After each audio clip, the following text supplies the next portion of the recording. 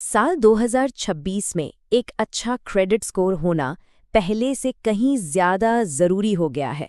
तो आज हम बात करेंगे उन आसान सी रणनीतियों पर जो एक मजबूत फाइनेंशियल बुनियाद बनाने में मदद कर सकती हैं। देखिए, ये सिर्फ एक नंबर नहीं है, बल्कि ये हमारी वित्तीय विश्वसनीयता को दिखाता है। यही वो कहानी है जो बैंकों और लोन देने वालों को बताती है कि कोई भी अपने पैसे को कितनी जिम्मेदारी से संभालता है। हमारा फोकस उन छोटी छोटी रोज़ की आदतों पर रहेगा, जैसे कि टाइम पर बिल भरना या क्रेडिट कार्ड का बैलेंस कम रखना। यही आदतें हैं जो समय के साथ मिलकर एक मजबूत क्रेडिट प्रोफाइल बनाती हैं। ठीक है, तो चलिए देखते हैं कि आज हम क्या क्या समझने वाले हैं। हम शुरू करेंगे आपकी क्रेडिट कहानी से, फिर बात करेंगे समय पर पेमेंट के महत्व की, क्रेडिट के इस्तेमाल को समझेंगे, सही एप्लीकेशन स्ट्रैटेजी पर चर्चा करेंगे, इतिहास और जिम्मेदारी के बारे में जानेंगे और आखिर में देखेंगे कि क्रेडिट कैसे एक सपोर्ट सिस्टम बन सकता है। अब देखिए, जैसे जैसे डिजिटल लेन देन और ऑनलाइन बैंकिंग बढ़ रही है ना, छोटे से छोटे वित्तीय फैसले भी पहले से कहीं ज्यादा मायने रखने लगे हैं। यहाँ तक कि फोन का बिल कैसे भरा जाता है, इसका भी अब क्रेडिट स्कोर पर असर पड़ सकता है। किसी भी अच्छे क्रेडिट स्कोर की नींव बस एक ही चीज पर टिकी है, समय पर पेमेंट।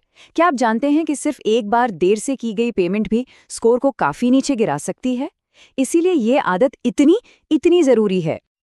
और जैसा कि जेड के सीईओ मनीष शारा कहते हैं, लोन देने वाले इस एक आदत को बहुत ही पॉजिटिव तरीके से देखते हैं।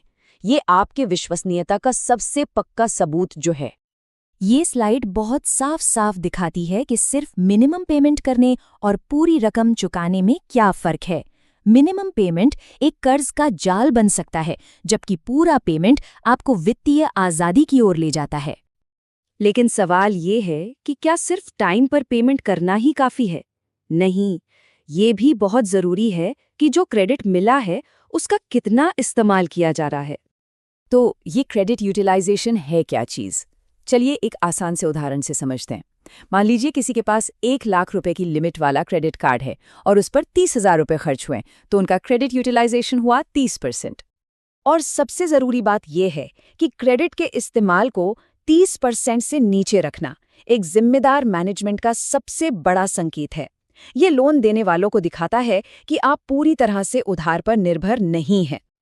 अच्छा, अब आते हैं अगली बात पर। नए क्रेडिट के लिए अप्लाई करना स्कोर पर कैसे असर डालता है? देखिए, हर बार जब आप अप्लाई करते हैं तो आपकी क्रेडिट रिपोर्ट पर एक हार्ड इंक्वायरी होती है, जो आपके स्कोर को कुछ समय के लिए कम कर सकती है। ये एक तरह का नेगेटिव साइकिल बना सकता है। बहुत ज्यादा अप्लाई करने से लोन देने वालों को लग सकता है कि आप किसी वित्तीय संकट में हैं और फिर वो आपको लोन देने से हिचकिचा सकते हैं। एक अच्छा क्रेडिट स्कोर बनाने में ना वक्त लगता है। ये एक मैराथन की तरह है, कोई 100 मीटर की रेस नहीं। इसमें लंबे समय तक लगातार अच्छी आदतें बनाए रखना शामिल है। यहाँ 2 बातों का ध्यान रखना बहुत बहुत जरूरी है। पहली, अपना सबसे पुराना क्रेडिट कार्ड चालू रखें ताकि आपका क्रेडिट इतिहास लंबा दिखे।